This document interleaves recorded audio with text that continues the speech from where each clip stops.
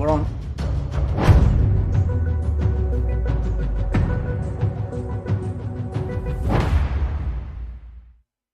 Welcome to the Northern Business Podcast. Each week we talk to people active in business and the economy about issues that drive growth in the north of England. We're sponsored by Vertu Motors, one of the UK's largest motor retailers. You can see its website at vertumotors.com. I'm Graham Robb, owner of Recognition PR. We help scores of business people promote their products and services, and some are featured on this podcast. Don't miss an episode by subscribing on YouTube or wherever you get your podcasts. We're in audio on Apple and Spotify and also Amazon. Now, in the studio today, we're focusing on a new business. We've Joshi Jin, who's the founder of a business called Wowzerbox. If you're watching rather than listening, you can see his boxes on my table here. And down the line, we've Janthi Mills Ward. She's the joint CEO of the Whole Truck Theatre. And that is a firm that's been a business that's been producing theatre for generations. I've known it ever since I started work. We're going to find out a little bit more about that and the cultural impact that theatre and culture can have on the economy of places like Humberside. Later, my colleague Josh Haverkin will speak with Helen Anderson, who's the head of learning and deputy CEO at the Thermal Insulation Contractors Association. So a wide basket of things to discuss on today's edition of the Northern Business Podcast. Well, first of all, Janthi, Joshi, welcome. I'm going to start with you, Joshi. You have brought in these wonderful boxes. Thank you. Are quite rightly unashamed at promoting your product, which is Wowzer. Wowzer. And exactly. Wowzer, the website, by the way, is wowzerbox.com. You put box on the end to make sure you get to you. Tell us what the things you get in these boxes. Tell us what the product is. So if you go to our website and choose some of the dishes that you love so much, on the next day you will receive a box look like that. And inside the box, you will have all the ingredients you need, fresh, to create a restaurant quality dishes that you choose for under 10 minutes. Fantastic. And these are Chinese meals or are they Oriental meals in general? So at the minute, majority of our selections are Chinese. We have some Southern Asian cuisines in there, but in the future, we really want to expand to the whole Asia type of cuisines. Okay, so tell us how you got to this product, because you weren't a businessman doing mail order in the first place, were you? No, so I run a restaurant in Newcastle, and during that time, there's one problem really bugs me. It's that the very different skill set for British chefs compared to Chinese chefs. I had to train everybody from scratch, show them everything, and Chinese being the most complex cuisines is not helping at that point. So I came up a way with redesign my kitchen into like a snake shape or U shape. All right. So I divided all the work into different sections, so I don't have to train one person to know everything. So one person just knows this little job, and then I'm the end line to push the dishes out, i.e. cooking. So as I was looking at it, I said, if I can replace those hands, some of those hands, with machines, I can serve a lot more people, and with the help of the amazing Carrier brands in the UK, I can serve all of the UK from one location instead of my 52 seats, which was my cap at the time. That's fantastic. Now, your restaurant was in central Newcastle, yes. So you come out of the restaurant and yes. into a small but growing industrial unit in yep. the Team Valley, yep. which is very interesting. It's the first ever industrial estate in the UK, the Team Valley, for people outside the northeast. Wow, I didn't even know that. Little bit of an interesting fact. Fantastic. So you go into the Team Valley, you've yes. got this unit, and how many meals now are you producing and dispatching every week?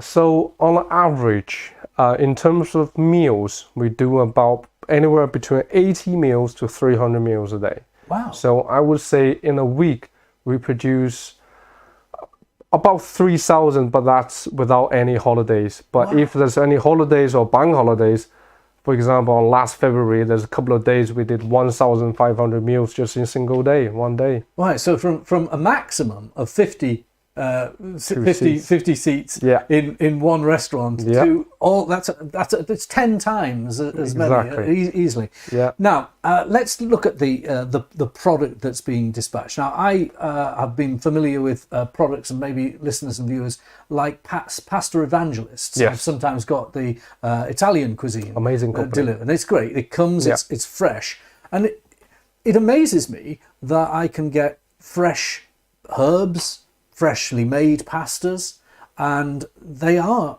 within 24 hours. And it's obviously a great testament to our delivery systems, but they seem to come from one headquarters. Now, Yes. have you managed to crack that in the same way? Yes, so every day before 3 o'clock, if you place an order on our website, you get the food most of the time next morning. So within 16 hours?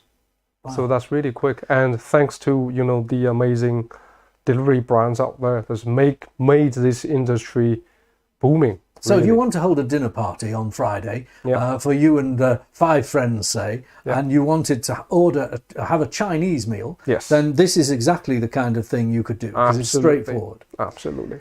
Now, you are wanting to progress it and grow Yes. it. So what are the future ambitions?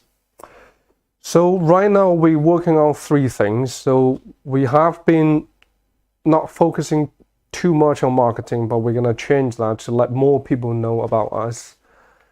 And the second is we want to introduce more line of products to cater more dietary needs.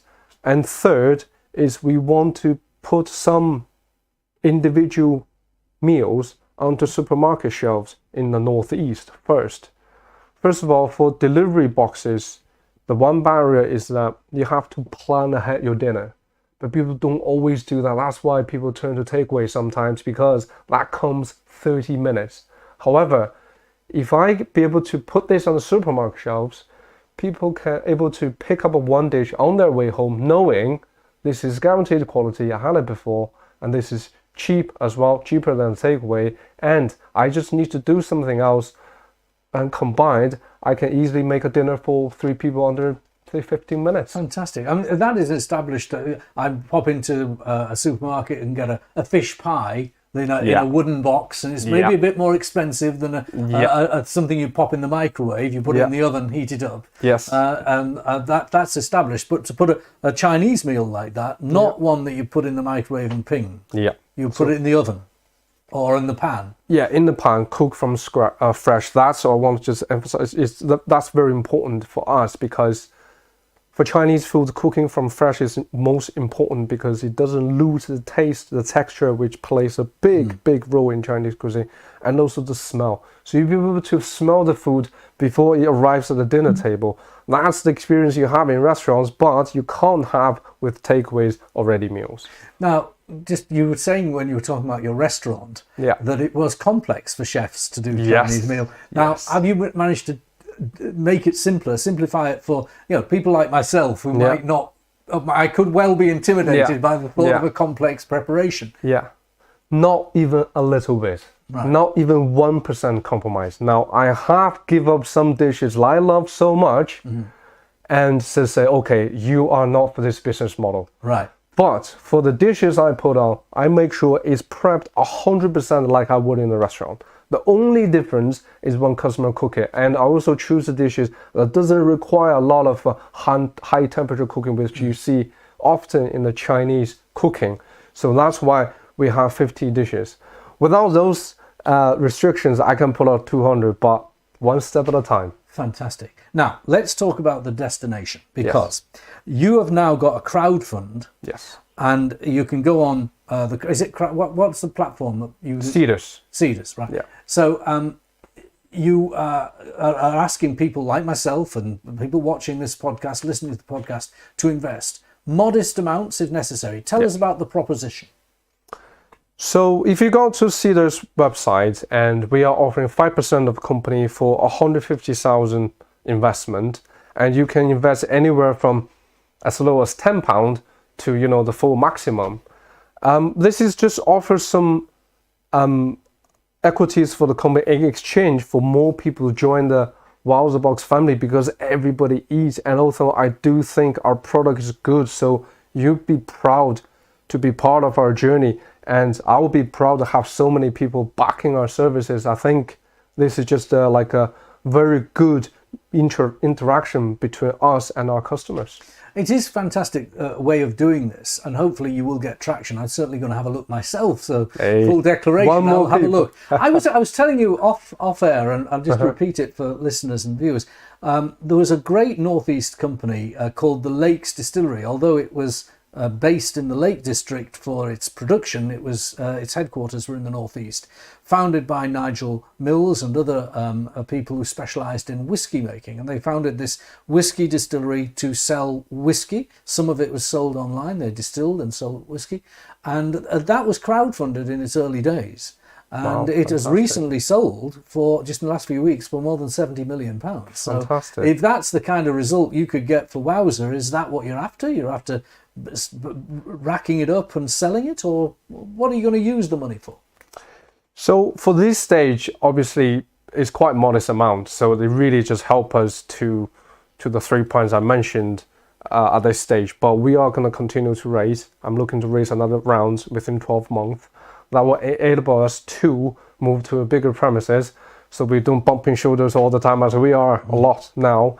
And also we are able to really, really build a production line that is ready for war. Because when we enter the food manufacturing mainstream scene, that is a knife fight in there. It's not going to be easy. Yeah, absolutely. But yeah, we need to prepare ourselves for that. Are you a businessman or a chef?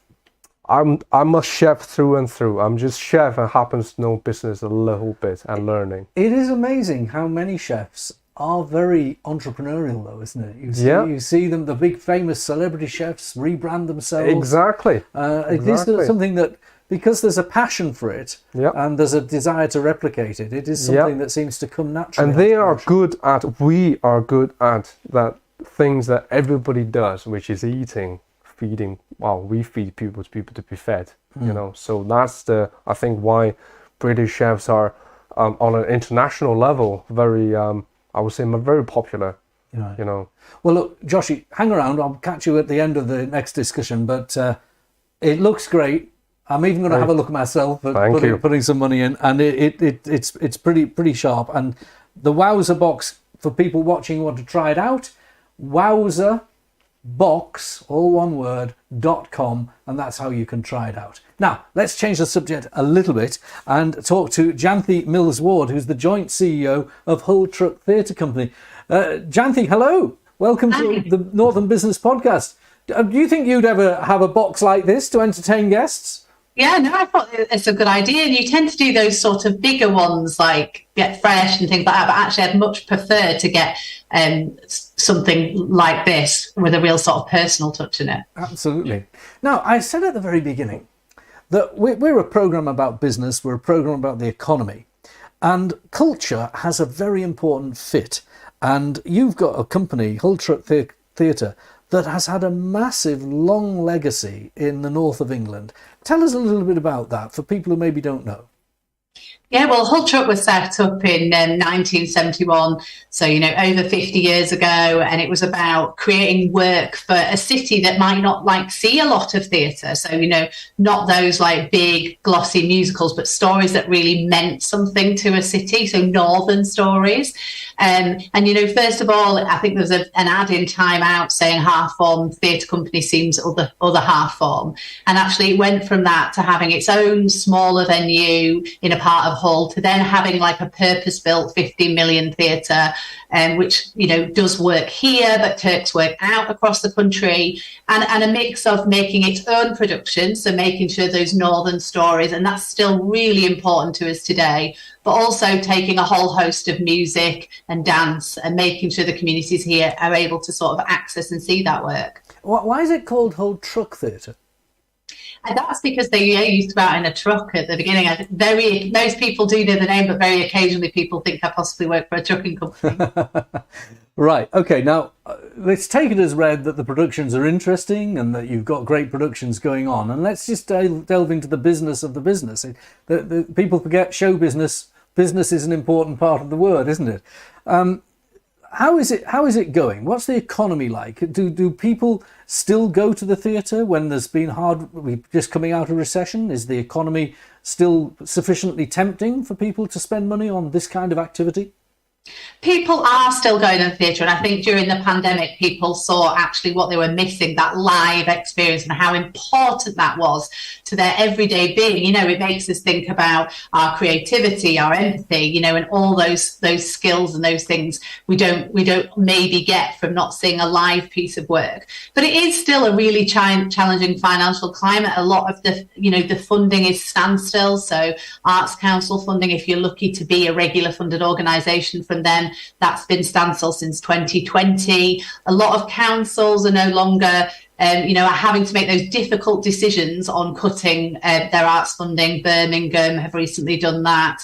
But, you know, Hull are really stand fast on how important it is to the city. And it's then, you know, the only thing you've got is your ticket prices, and you don't really want to pass that on to the customer, who are also going through a challenging time. So a lot of theatres have had to diversify their income models. You know, theatre is the prime business. But for example, how do we use our building? We've started running training programs for various big businesses in the city. So our, you know, skill set of being able to kind of try things out and role play, we're using in a different way to add an extra income stream. Excellent. Yeah, there's no question about it. Actors and training are a good mix. It makes a training course or a training event much more fun for the participants as much as that. Now, you talked about the government, Arts Council and the local authorities and funding, but the government have introduced something new that was announced in the recent budget, which is a theatre tax relief. Do you know much about that and how it could help you?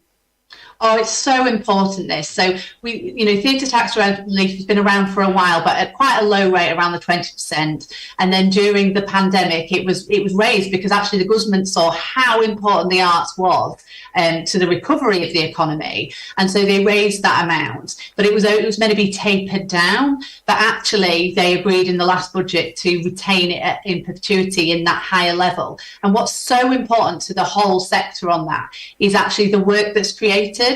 It means new work will be created, so of a larger scale as well, which, you know, I think there was an estimate of that actually work was going to shrink by about a third if that wasn't retained at that level. And it really does show that how important that is to the economy for the government to make that decision to keep that theatre tax relief at that level. Just explain how it works. Who gets the relief? Is it an investor? Is it the theatre company themselves? How does it work?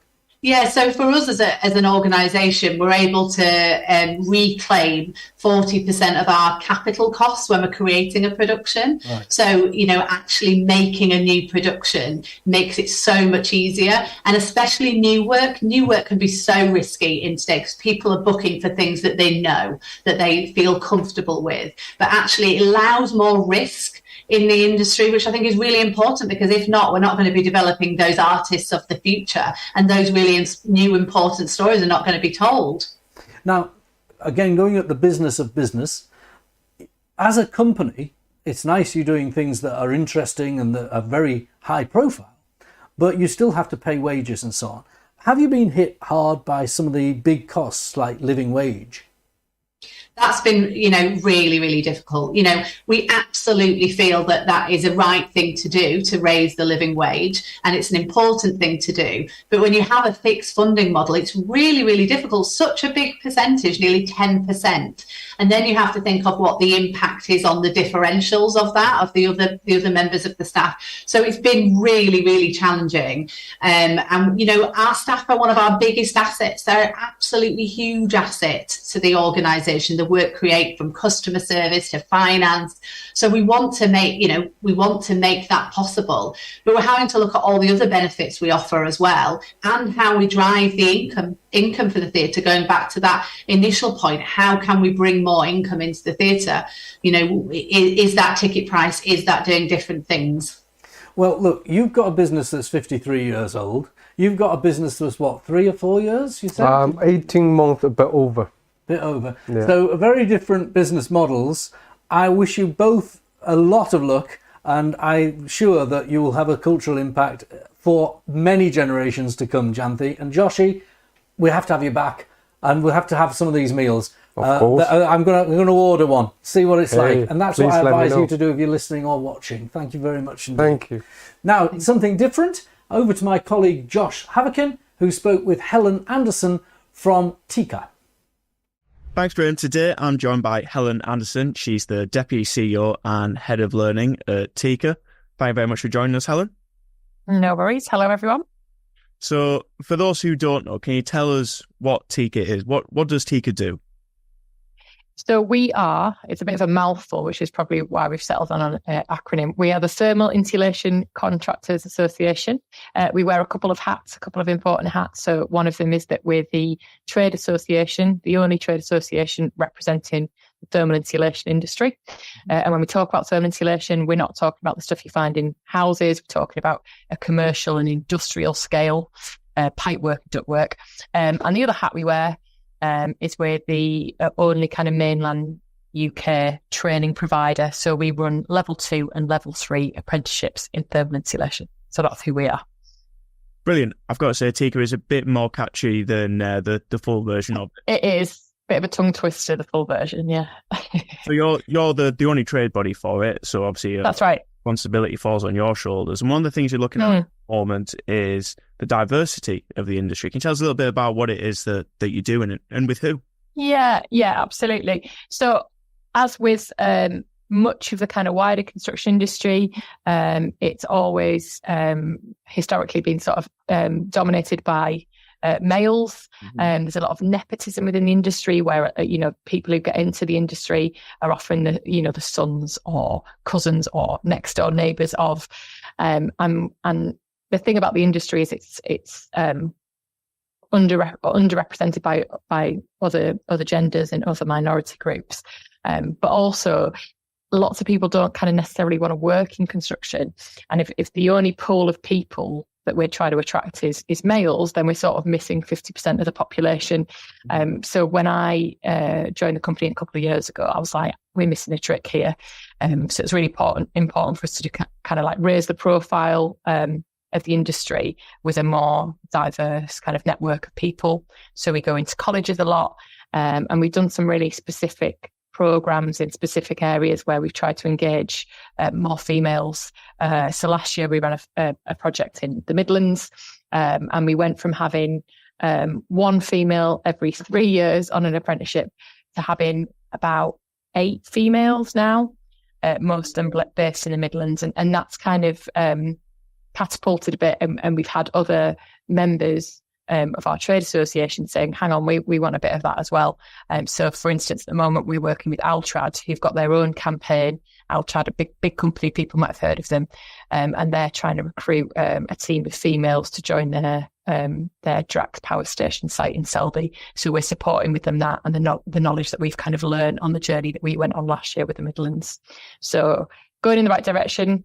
Still a long way to go before we kind of really level the playing field and get more kind of women, and also other minority groups as well that we don't that are underrepresented in the construction industry. Brilliant. There's one other thing I want to speak to you about, because I know this is affecting your industry and potentially lots of others who are listening or watching the podcast, and that's the Building Safety Act. It's a topic across the wider construction industry, and I know that over at Tika, you've got a few thoughts on it. So I wondered, how's it going to impact thermal insulators? Yeah, of course. Yeah, quite rightly, you said it impacts the whole construction industry. It was something that came in post Grenfell. So there was a really big inquiry carried out after the tragedy of Grenfell. And what that inquiry found or surmised was that people within the construction industry at every level were kind of all blaming each other and not taking responsibility. So what's really important now with the Building Safety Act, and what's really clear throughout it, is it's about competence, and it's about everyone at every stage of any kind of building, especially the building of kind of tall structures, is responsible and competent. So this is massive for us. We have to make sure that obviously our apprentices are trained to a certain level, and that anyone else within the industry, because see the card scheme for the industry, that they're also showing that competence, and we're all kind of moving in the right direction. And it is a shift for employers that have worked in a certain way for all their careers. And what we're trying to kind of emphasize is that at some point you won't be able to continue to run your business in the same way. At some point there are people who are going to be made accountable, and what the HSC have said is, people will be fined and people will go to prison if they're not compliant. So it's really important for us to sort of be ahead of the curve, to tell our members about this now, so that they can make the changes that are needed for them to kind of have the longevity that they're going to need. Absolutely. And if people want to ensure that they've got all the proper documentation and competency, you're the guys to do it. I know as I was research before this, you've just expanded your facility, your training facility, so you've got extra capacity, so you can really speed up getting everybody qualified and make sure they've got all the right paperwork. Helen, it's been really interesting to speak to you. It sounds like you're doing some brilliant stuff, bringing forward diversity in the industry, and I wish you all the best. I'll be keeping an eye on what you're doing. Thank you very much for coming on today. No worries. Thanks. Speak soon. Bye. Later.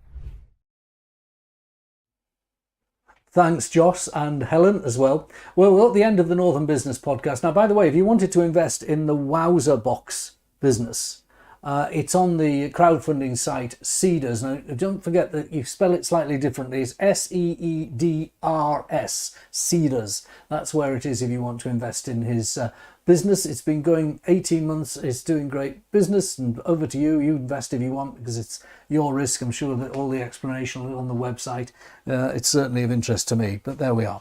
Now, if you'd like to join us as a guest on Northern Business Podcast, feel free to get in touch. We'd love to hear from you. Thanks to our podcast producer, Harry Sinclair, and our technical operator, Robin Campbell. Join us next time for the Northern Business Podcast. Don't miss any episodes by liking, rating and subscribing on YouTube or wherever you get your podcasts.